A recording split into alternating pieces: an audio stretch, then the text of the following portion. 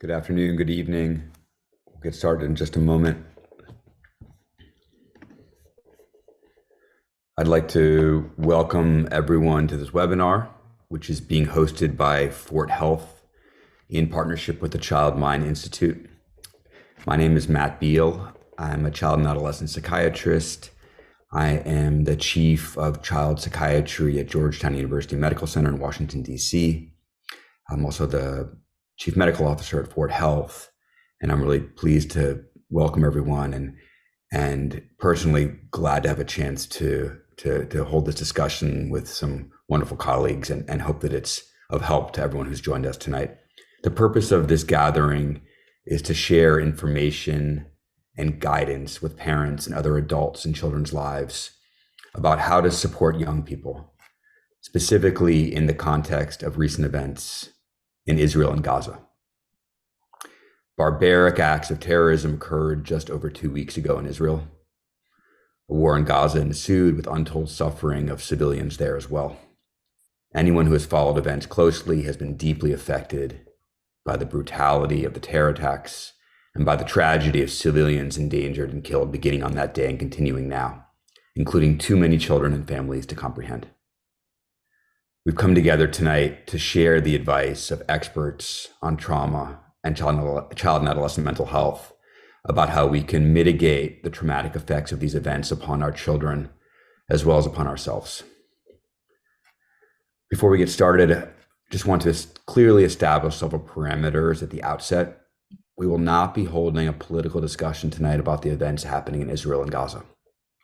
We'll be focusing specifically and steadfastly upon how to support our children in the current context.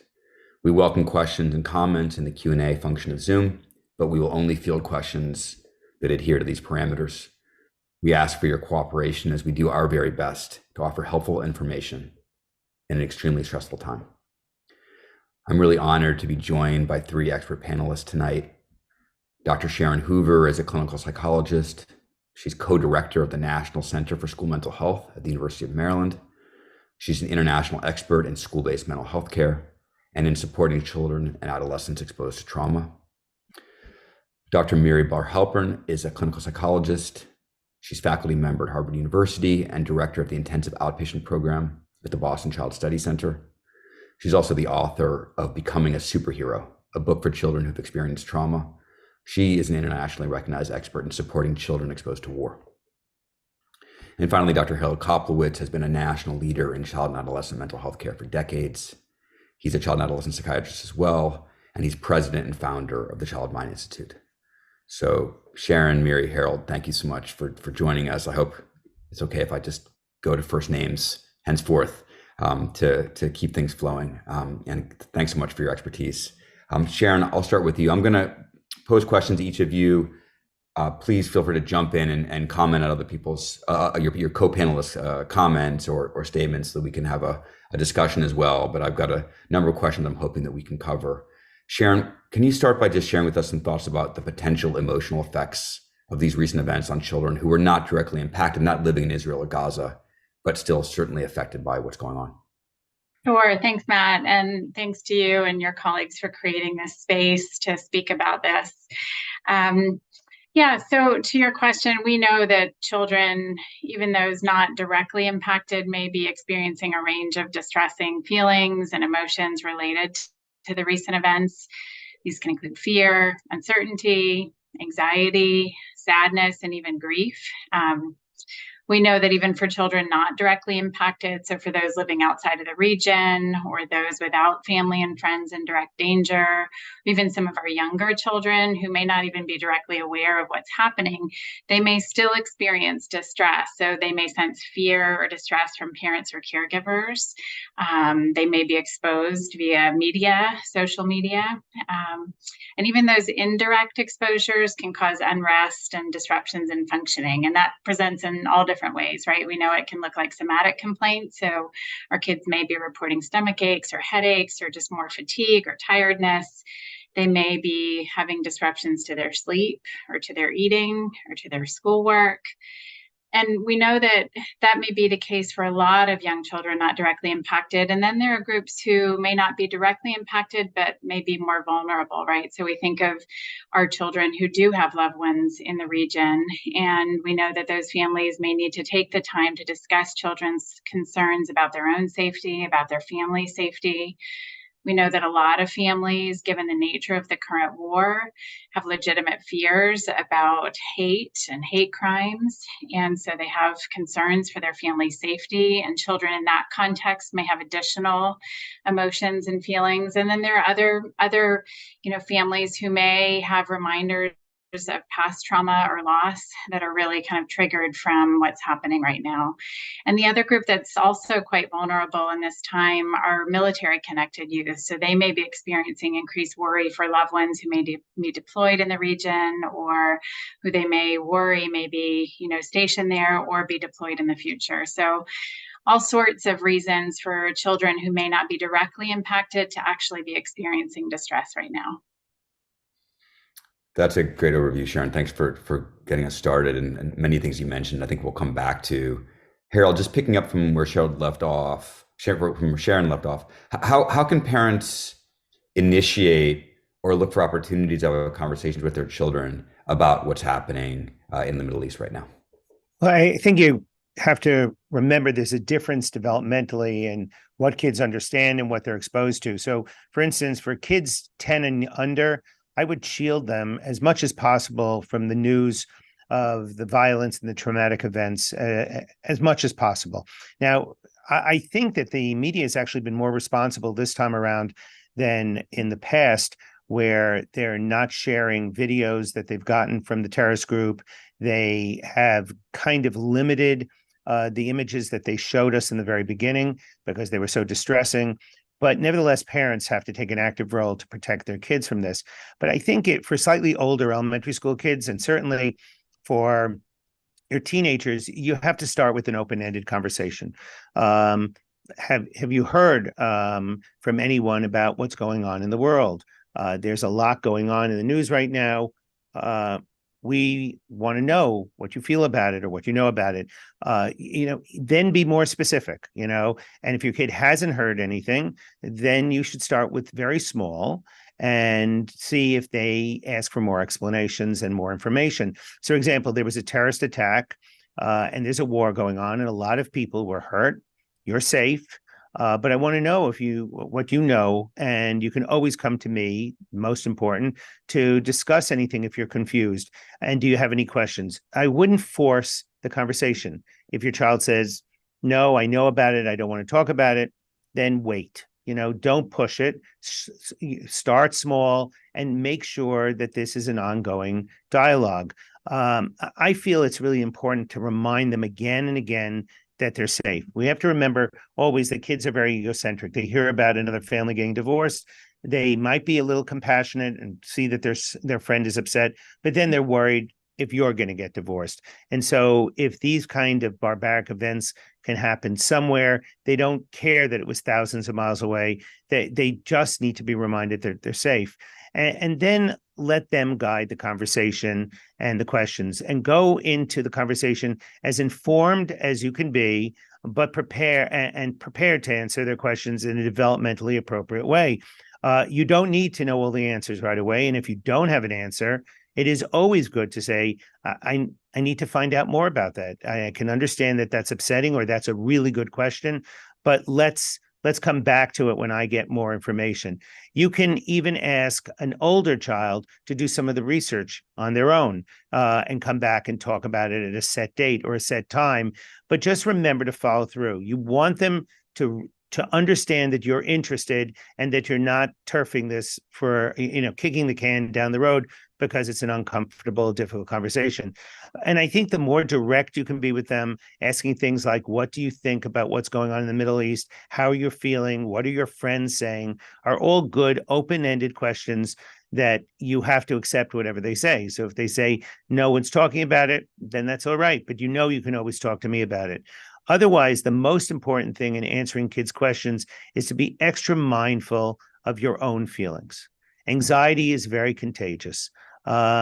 Our kids are really tuned into our moods and sensitive to messages adults intentionally or unintentionally send about their safety. And so you have to be prepared for this. I personally, I'm the child of 2 Holocaust survivors.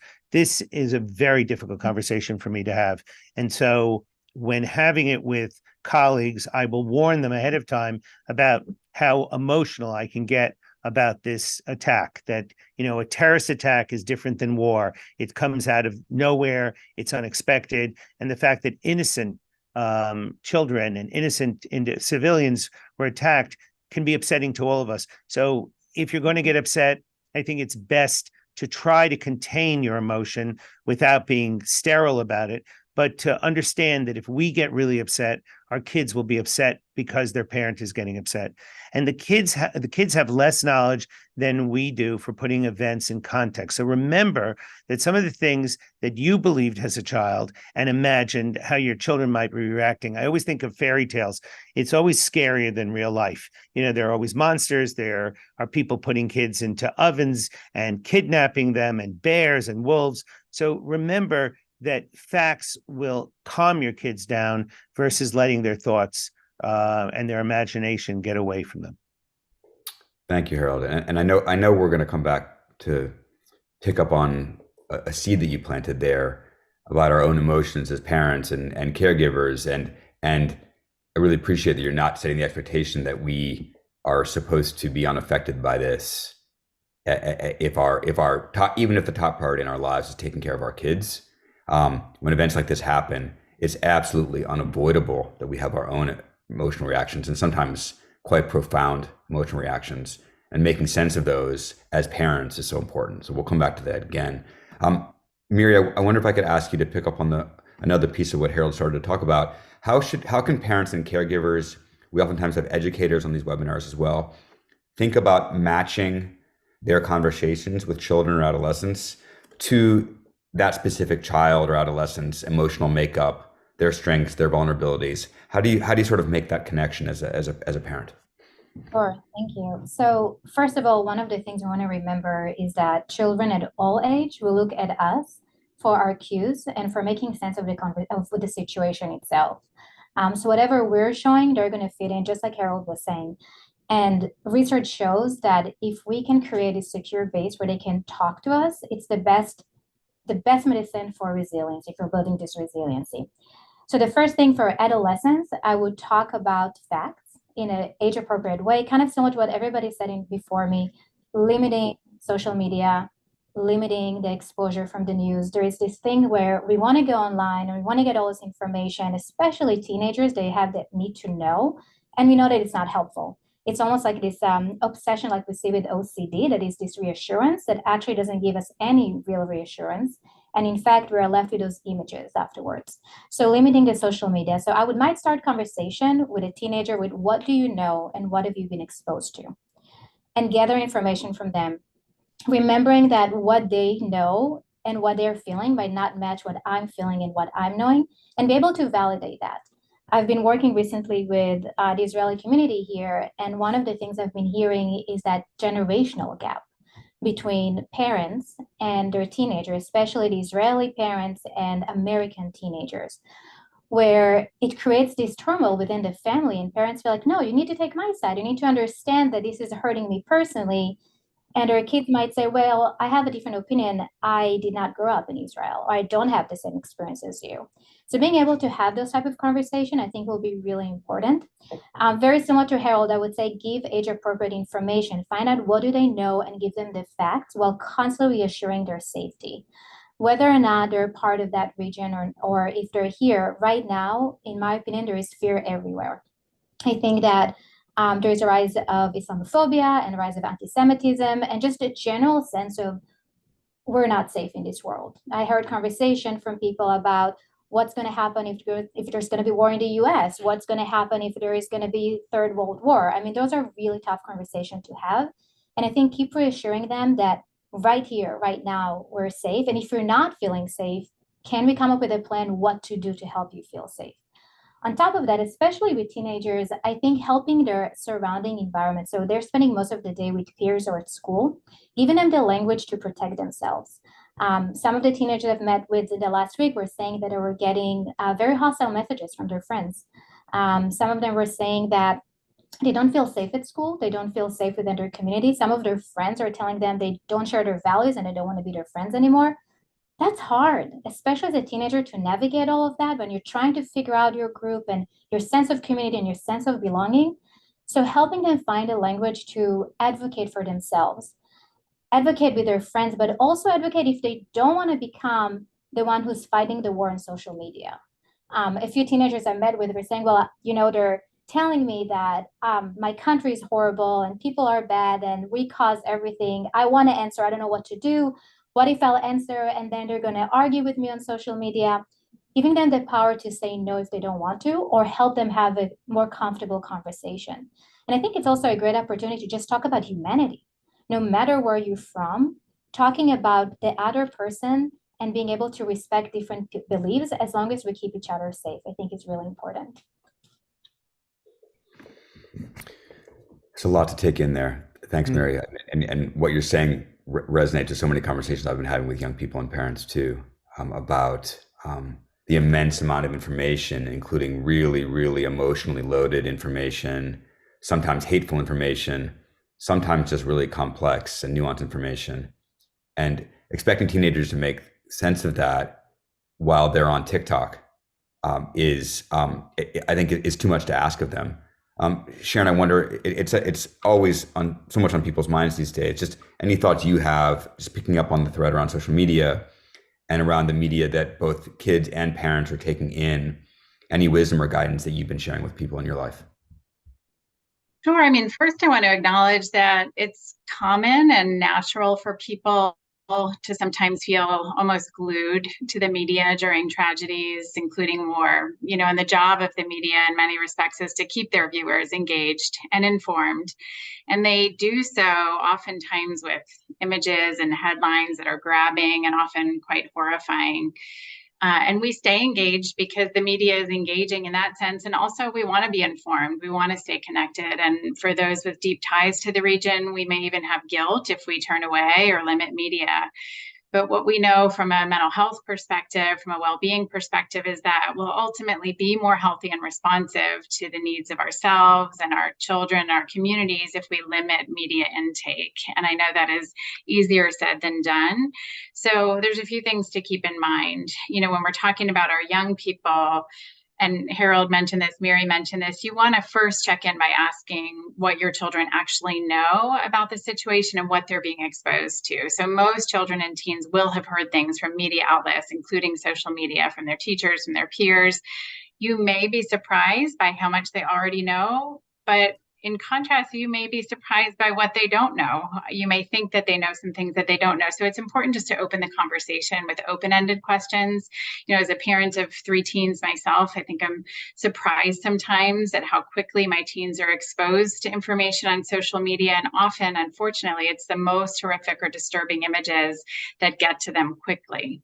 And I'm also surprised sometimes by the things that they don't know, sometimes because developmentally, not surprisingly, they're aware of many things in their immediate environment, whether it's the math test they're going to take later today or things that are going on in their own social circle. So again, it's important as adults that we ask open-ended questions about what they understand, what they've seen or heard, and do so without judgment. We have a lot of our own feelings about this, but if we're looking to support our children in this context, we want to just ask them open-ended, what do they know?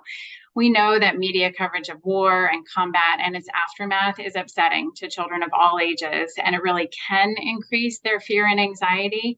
And we also know that the more time children and adults spend viewing any coverage of the war, whether it's on social media, on television, on the internet, the more likely we are to have negative reactions. And we know that when we actually look at children who are exposed to images and social media around war events, excessive viewing actually makes it more difficult for them to recover afterwards. And as Harold mentioned earlier, very young children may not understand that the events are not happening in their community. And really, to the extent possible, they shouldn't be exposed at all to any of this media coverage. So the younger the child, the less exposure really they should have. And, think about preschool children really should not be watching coverage at all So if you have things on in the background, it really may not be in the background to the children. They're not hearing or seeing, but oftentimes they are. And then with respect to older children, they're going to have exposure to media. And so as adults, we can watch with them in order to answer some questions or explain things that they might be seeing, and even continue an open discussion after you kind of turn the media off for the day, for the evening, and check in with them about what's being discussed amongst their peers. As Mary said, there's a lot of very heated and hateful discussions that are happening right now with our teens in social media. And so checking in with them, seeing what they're willing to talk about, and just letting them know that you're there for them when and if they do want to talk to you about this. But we know that our children and adolescents are going to be turning to adults just to make sense of what they're seeing on media right now. I think it's really important to remember how much time we spend watching either our iPhones or the actual television. And that, the real difference today than, for instance, after 9/11 is the 24/7 kind of cable news. And the fact that also social media keeps repeating YouTube, it goes again and again and again, and it's very addictive, and you have to control it. You have to say to yourself, I'm only going to do it for X amount of time. And the other piece I would just add to this, very comprehensive explanation is what you say to your spouse or on the phone to your friend about how upset you are or how enraged you are, based on what the president of your, as alumni of your university, or what a neighbor said. Your kids have big ears. So this is a time to protect them. So, high emotion, high conflict is always bad for our kids if they don't have a context to understand why it's happening. Thank you, Harold, for jumping in and sharing. That was a lot of great context information as well. And I want to pick up, Miri, and ask you about parents and about some basic tactics or strategies for managing our own intense feelings and emotions before, during, and after conversations with our kids or at home about things that are happening. Sure. The cliche of putting the oxygen mask on you cannot be more suitable here, right? And I know that I'm struggling with that as an Israeli, as someone who has family over there, that constant balance between taking care of myself and taking care of others while caring for my kids. It's hard to balance sometimes. When I think about trauma, I think about emotions and the idea that the combination between that deep sadness that we're feeling right now. Sharon, you mentioned grief, and I do think there is some complicated grief here, traumatic grief, and sadness tells us is a signal that something is lost. When you combine that with that feeling of helplessness and out of control, most people can't sit with that, right? So I think the best antidote for that feeling of out of control is agency, is doing stuff.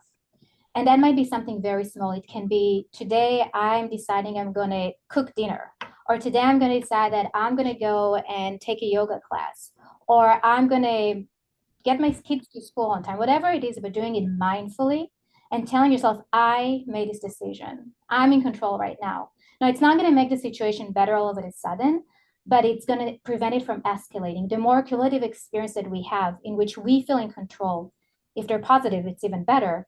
The long run will be more resilient.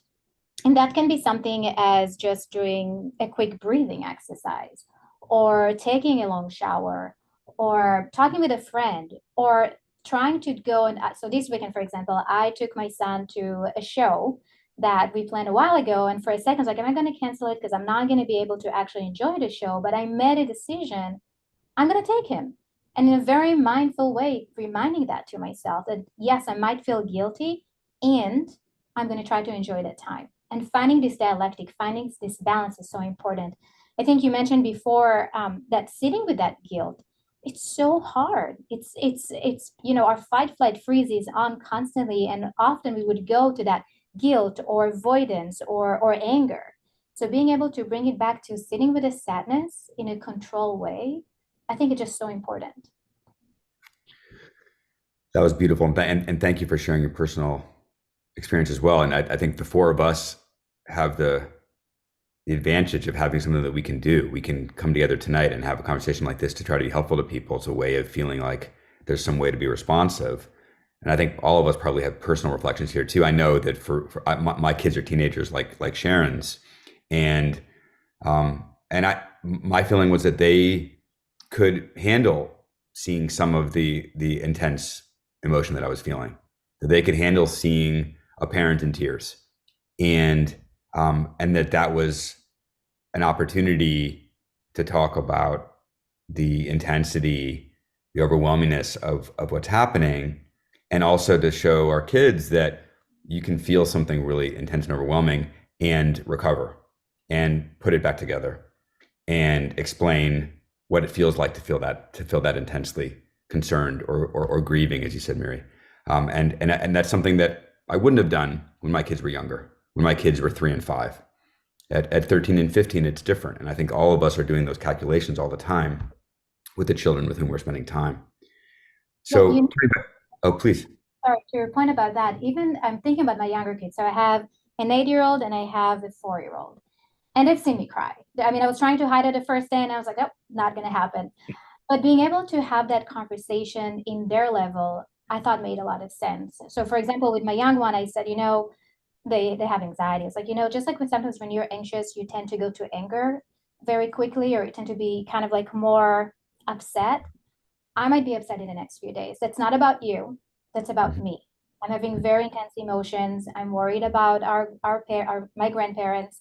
And I just want you to know that I might not be on my best. I just want you to know that it's not you. And I think being able to model that as well is really important. And notice what their behavior. So Sharon, to your point about social media and just being on the phone before, I was on it all the time, knowing that this is absolutely not the right thing to do, but who am I to take my own advice? And at some point, my daughter came over and started putting stickers on my cell phone.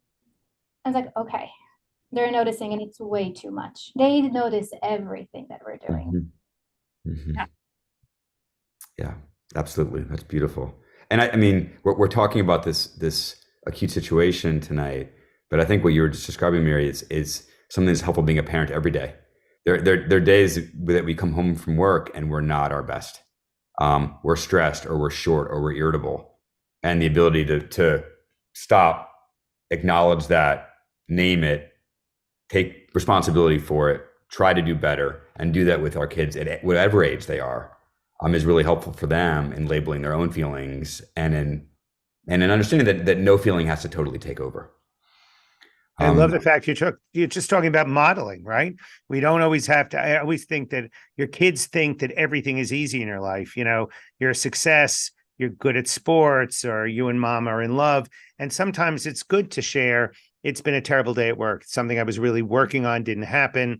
I'm really upset. I'm going to go take a run, or I need some time alone, which is a great way because they have bumps in their road all the time. That's right. So Harold, I'm going to stick with you and ask you just to remind parents, what are some signs that they might see in their kids that are suggestive of that the kids are really struggling? The kid really may be experiencing anxiety or grief that's problematic. I think a good rule of thumb, no matter what, is to know your kid. Now, what does that actually mean? What's their appetite like? What are they passionate about? Do they love sports? Do they love a particular show? Do you know what dessert is their favorite dessert? And the way I think about this is that if there's a disturbance in appetite, in school participation, in attendance, in socializing, in sleep again, early, late, or also a removal of things that they are passionate about and enjoying, and now they stop, those are all red flags. And so if a social kid all of a sudden withdraws, pay attention in the same way that you would if you were worried that your kid stopped eating and just lost their appetite. You should be concerned about those sources of joy, of sleep. I like to think of it as how much effort do we put in our own patients, in our own clients. You lean in. If a client tells you that, they're interested in something, a good salesperson, a good business person knows what they're interested in. I think your kids deserve that same kind of attention as baseline. And so for younger kids who might not use words to express their feelings, you should be on the lookout for uncharacteristic behaviors, more irritability, more social withdrawal, more quietness, if that's usually a rambunctious kid, more tantrums.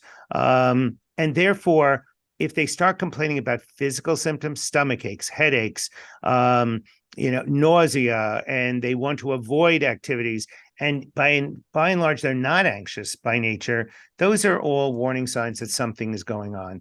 And if we know that at baseline, and our kids are all different, I have 3 sons who amazingly look so much alike that people will sometimes mix them up when they all went to the same college. And it happened all the time where someone said, oh, they look so alike. And I'm thinking, they don't look so alike. I can tell them apart very easily, but they couldn't be more different in their temperaments. One was always slow to warm up and kind of aloof. One was hail fellow, well met. And one could have been the mayor of the college or the president of the college. You have to know these differences, right? And you have to also keep in touch with your kid's teacher to see if anything is important that's happening. Do they notice a kid who's more withdrawn, less excited about being in school?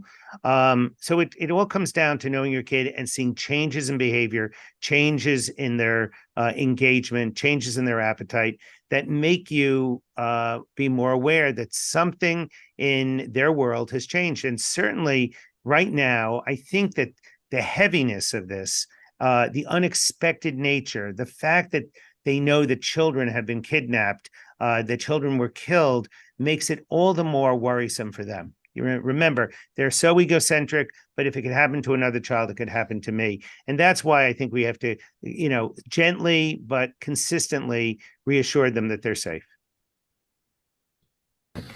Thank you, Harold. I think the know your child and what's right for that child is right for that child, and a different approach is different for the next kid is such an important reminder. Sharon, this is obviously we've all now talked about our own experiences as parents too. Something about the situation I think really draws on that, even for those of us who've been doing this clinically for a long time. Talk to me about being a parent at home and about routines at home, and the role for maintaining routines in a time that's very tumultuous like this one.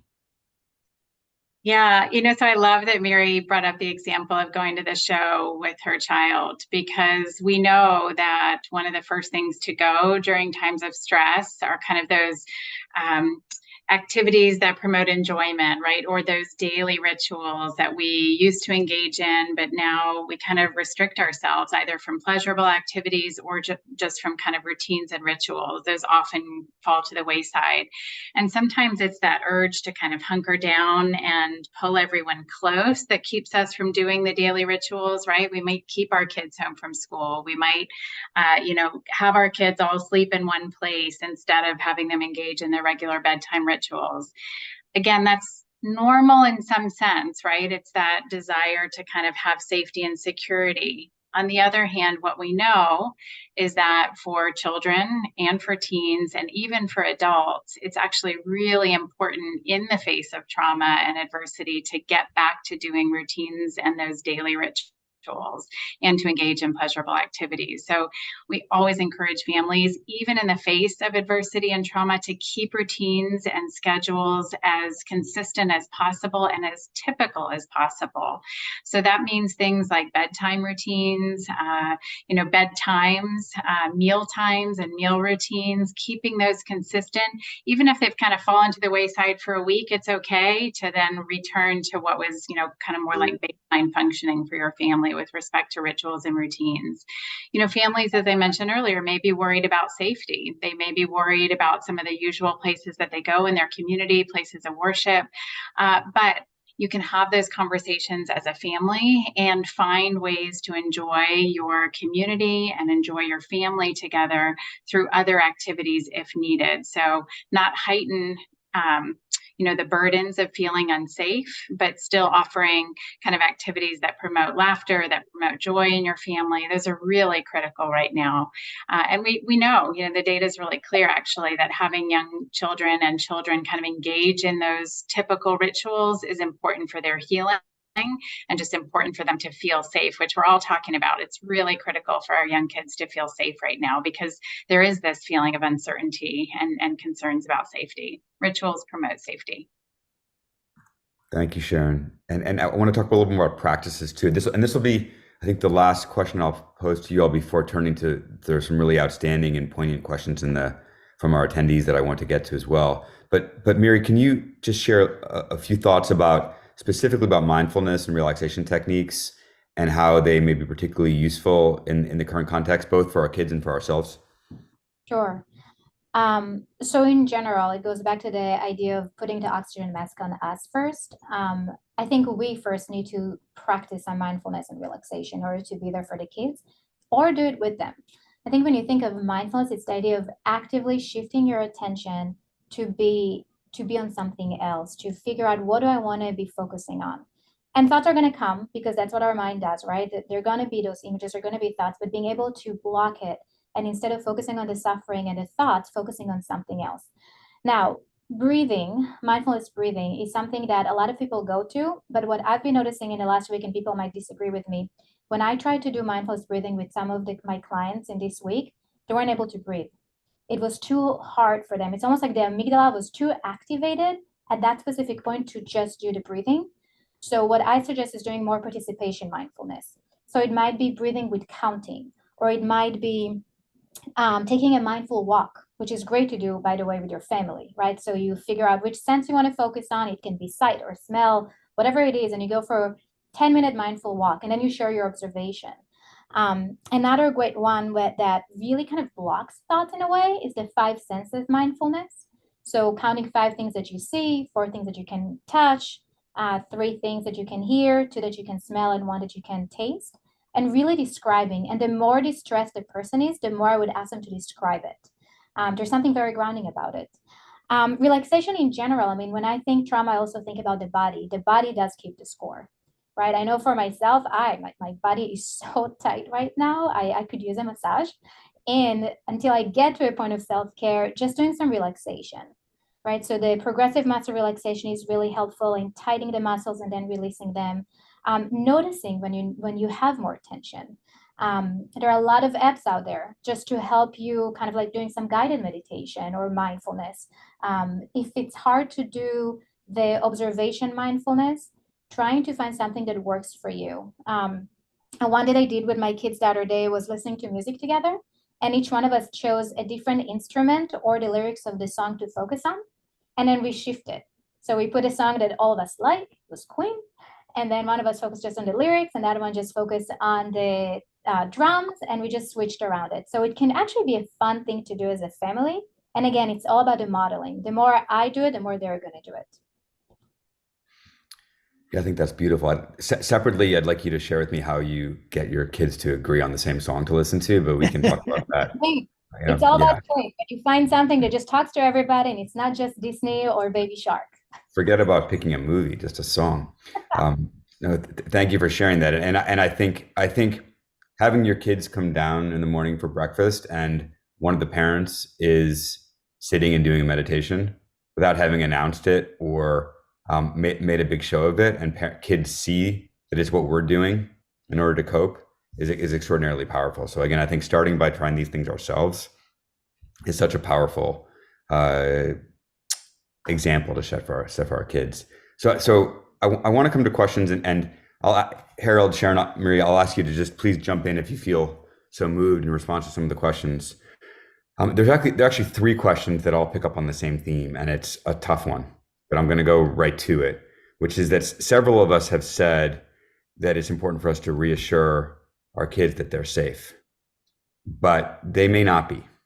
And that's both kids that may feel as though that they may be potentially be exposed to terrorism that takes place in the States if they live in the States, kids who have family or maybe traveling to Israel or to Gaza or to the region, and then different kind of safety, but safety online, safety in terms of exposure to vitriol and hate and really damaging, hurtful things.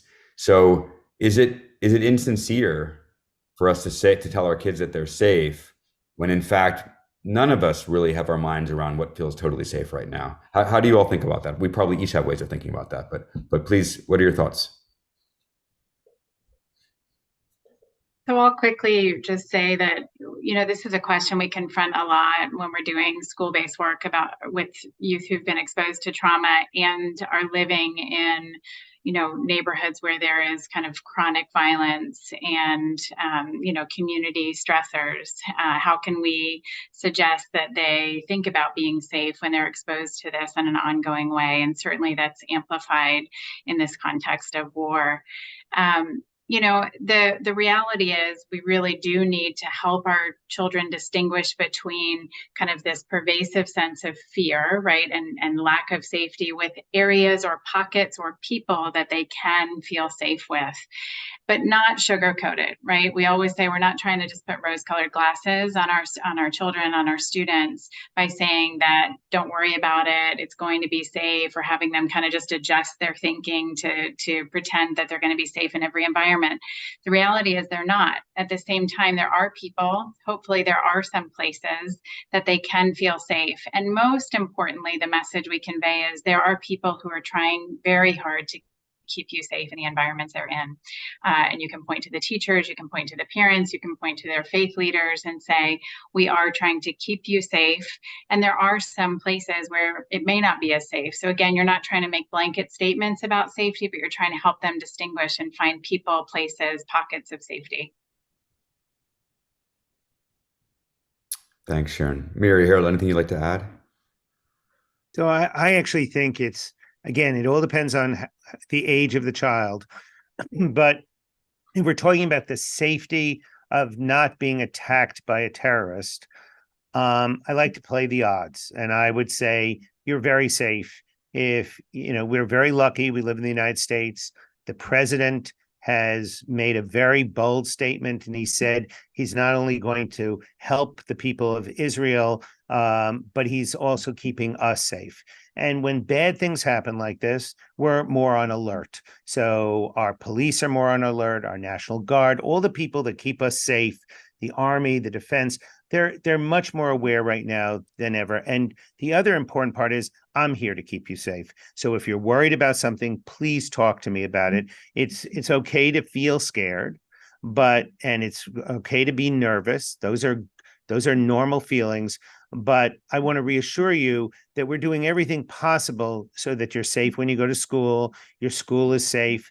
And I don't think that's false. I think that statistically that's accurate. And I'm, again, the oldest person on the screen. So I could tell you that after 9/11, we kept talking about turning the TV off, protecting kids from the images, and reassuring them that this very unusual event was not going to happen again.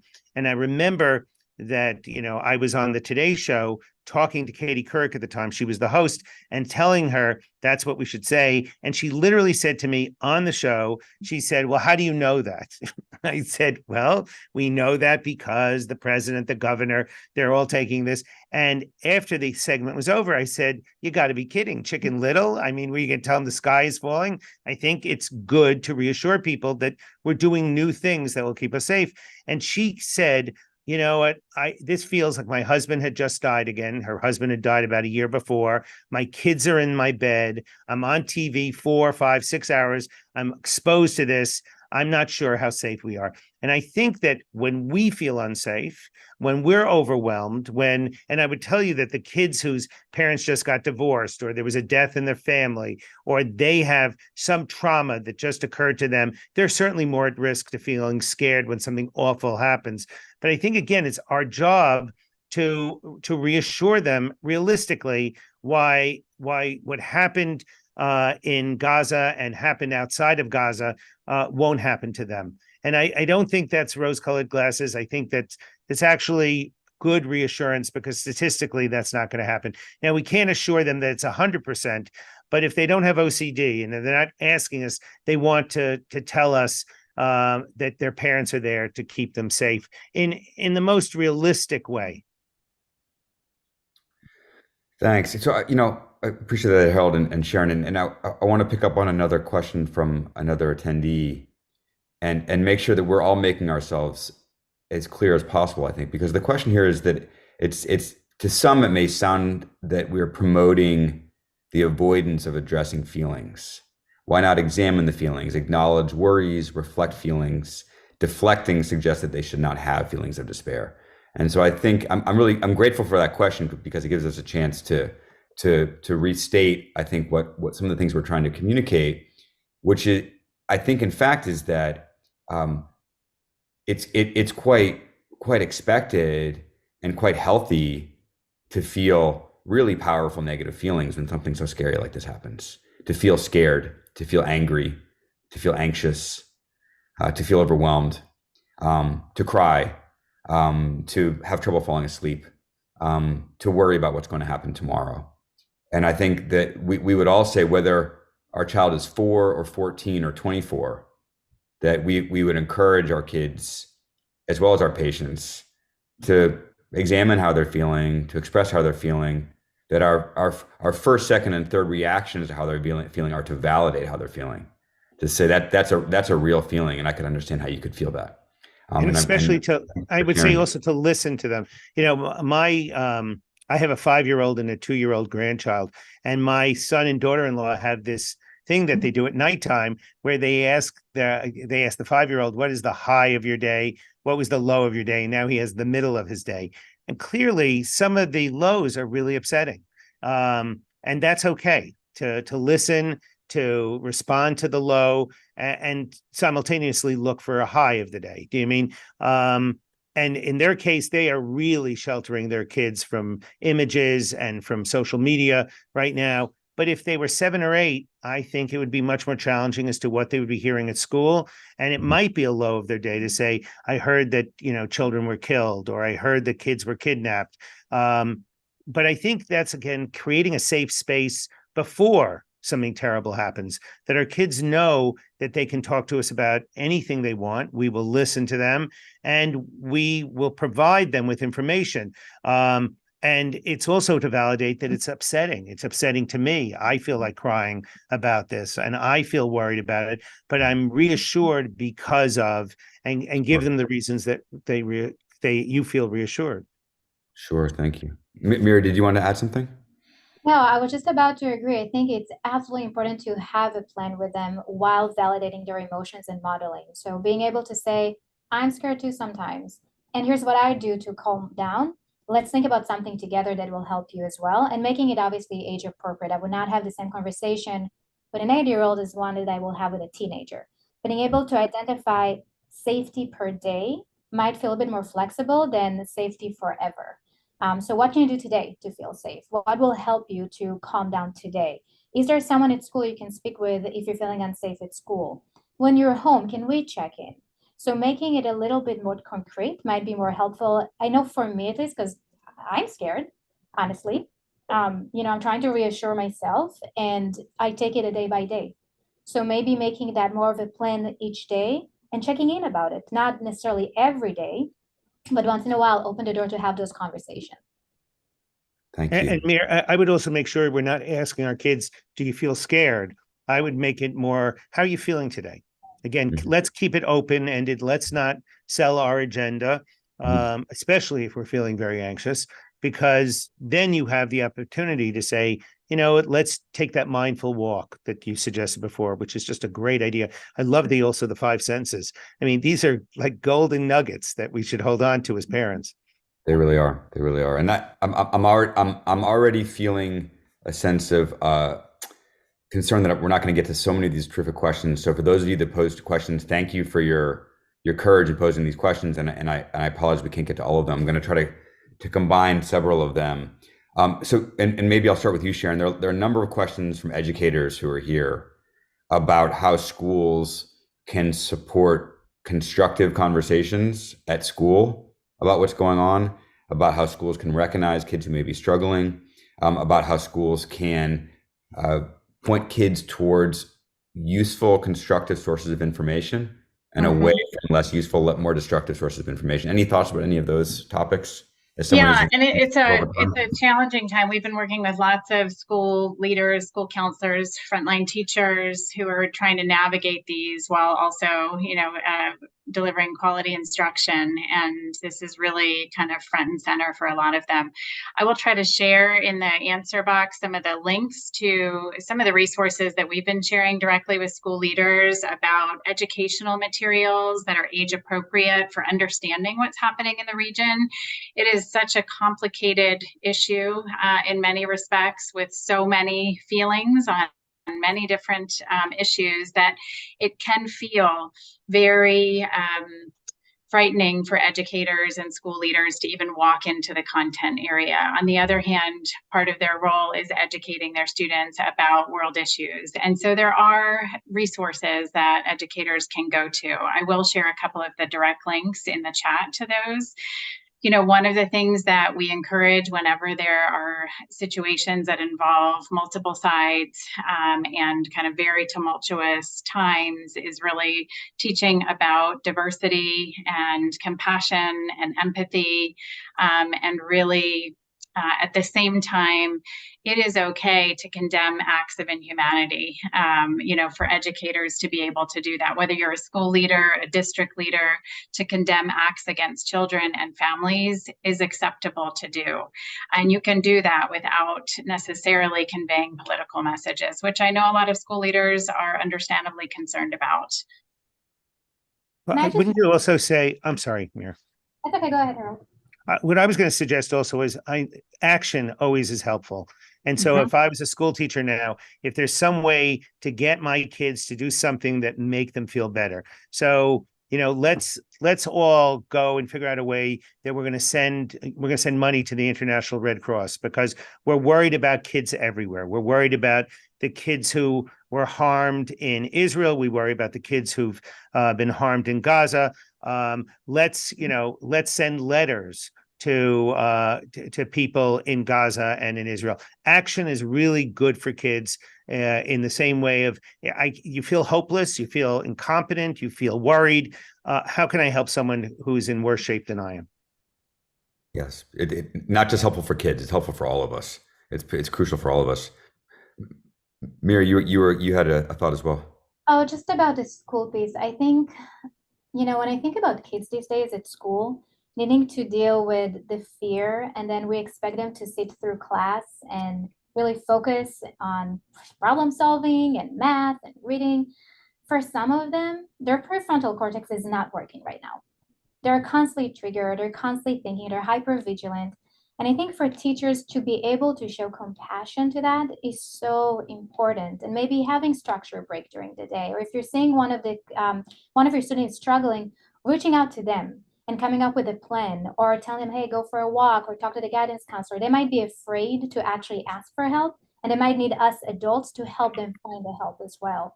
So I think just also figure out the expectation these days specifically, and that can help also with the shame they might be feeling that they're not doing the way they're supposed to be doing, especially in school environment. Yeah, I think that's so important. Thank you for that. I want to pick up on some of there are a number of questions that ask specific clinical questions. I want to briefly address OCD. There are a number of questions about children of OCD, and we can't do it justice in the few minutes that we have, but I'll just say that one of the reasons that a few of our panelists mentioned, except in OCD, or it's trickier in OCD, is that children and adolescents with OCD may be particularly difficult to reassure. And in fact, reassurance can sometimes be counterproductive for OCD symptoms. And so we'd really just encourage you, if you have a child or work with a child who has OCD, to talk to their mental health professional, their psychologist or psychiatrist or counselor, about specific techniques to work with them, with a child with OCD in the context of trauma or of acute anxiety, to figure out strategies that are specifically helpful for that child that don't unintentionally reinforce their OCD symptoms. It's a really important thing to pick up with your clinician.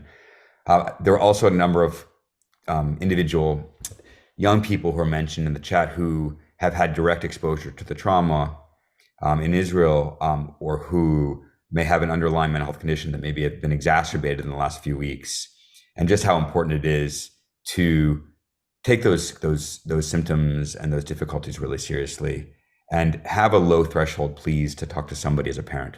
Talk to your pediatrician, talk to a teacher, a guidance counselor at school, reach out to a mental health professional, and just know that while a worsening of symptoms in this context is not unexpected, it's really important not to leave it unaddressed. And we'd really encourage you to get extra support right now. It can only be helpful. I want to pick up on one additional question, and this may be our last one. Maybe we can fit in a second, but I think this is such an important question, not just about Israel and Gaza, but also just about living on Earth in 2023. Isabel says, as a school counselor, I've been hearing a lot of teens conveying the idea that nothing matters because of the violence and conflicting opinions and hateful messages they're seeing. How do you recommend that we respond to teens' feeling of hopelessness about the future? And I think this sense of nihilism or hopelessness, whether it's about Israel and Gaza, or whether it's about climate change, whether it's about political polarization, all of these factors that young people, particularly teenagers, are really paying attention to. How does each of you think about talking to the teenagers that are in your lives about how to balance out some of these more hopeless or difficult feelings?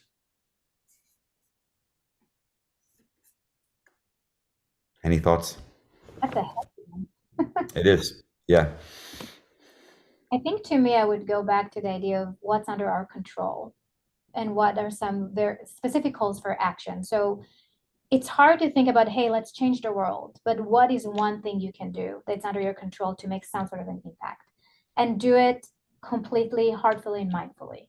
So really lean into that and holding on to that hope that, okay, maybe I didn't change the world, but I changed one person. And fun fact, I just learned it today. There is something about Judaism and Islam, and I'm not a religious person, so I'm being educated every day, that both Islam and in Judaism, there's something about if you save one soul, it's as you save the whole world. And I think it's so amazing that we all share this concept, we all share this value. So leaning into your values and being able to make a difference, even if it's a small difference, that's a change, and that's huge. I think you really have to, I think let's lean into that, right? So I'm being very serious that a teenager who's worried about climate change, and I know that angst about climate keeps coming up in our offices all the time. It's hopeless. No one's doing anything about it. You know, there's not going to be an earth for me. It's the moment of saying, what can you do? You know, how can you make a change? You're not going to change the whole world, but if you can do something that will not only make you feel better, it might encourage someone else to do it. And the same thing when people start talking to me, college students, that it's not worth voting.